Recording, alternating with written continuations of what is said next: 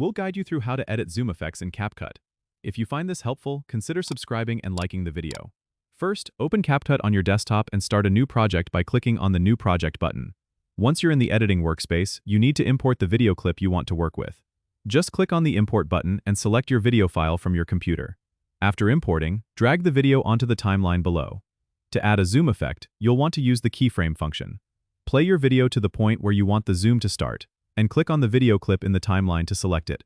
Next, go to the preview window and use the handles on the corners of the video to resize it to the zoom level you want. Now, head over to the right panel and click on the keyframe button, which looks like a diamond.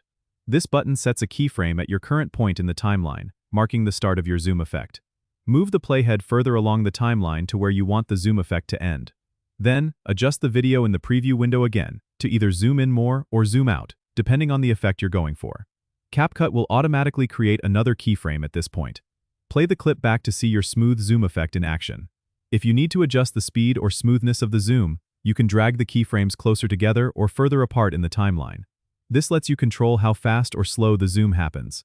Don't forget to experiment with different zoom levels to see what works best for your video. Once you are satisfied with your edits, click on Export at the top right to save your video with the new zoom effect. Don't forget to subscribe and comment if this helped you out.